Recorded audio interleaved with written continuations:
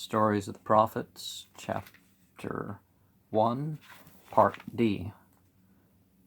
Bilal and his sufferings, his hardships.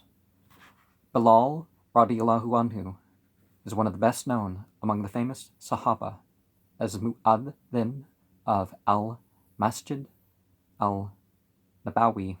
He was an Ethiopian slave of a non-believer in Mecca.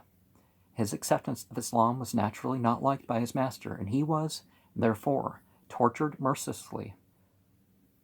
Umayyah ibn Khalaf, who was the worst enemy of Islam, would make him lie down on the burning sand at midday and would place a heavy stone on his chest so that he could not even move a limb. He would then say to him, "Renounce Islam or die in this condition."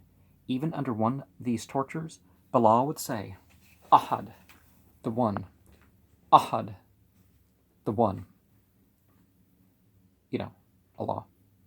He was whipped at night, and, with the cuts thus received, made to lie on the burning sands during the day, to make him either forsake Islam or to die a slow death from wounds. The torturers would get tired and take turns, Abu Jahl, Umayyah, and others, and compete with one another in giving more and more painful punishment. But Bilal, radiyallahu anhu, would not yield. At last, Abu Bakr, radiyallahu anhu, bought his freedom, and he became a free Muslim. Note: Islam taught clearly the oneness of the Almighty Creator, while the idolaters, misassociators, not just idolaters, of Mecca believed in many gods and goddesses with minor godlings. Therefore, Bilal repeated, "Ahad, the One, Ahad, the One."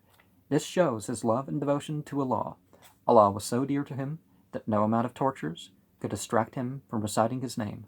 It is said that in addition to other tortures, the boys of Mecca would drag him in the streets with his words, "Ahad, Ahad," ringing in their ears. Look how Allah rewarded his determination.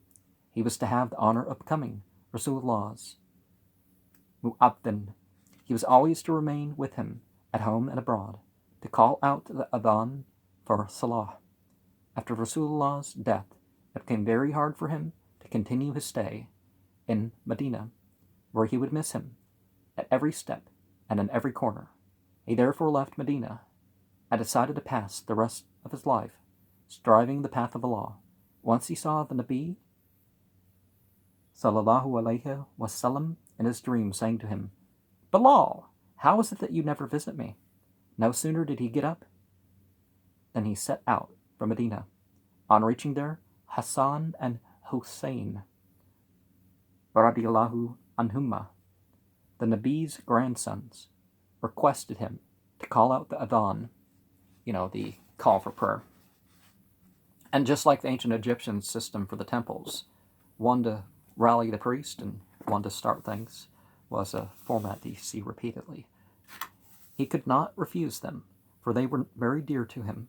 But as soon as the adhan was called, the people of Medina cried openly, remembering the happy old days of Rasulullah's time. Even as the women came out of their houses weeping, Bilal, radiyallahu anhu, left Medina again after a few days and died in Damascus in 20 al-Hijra.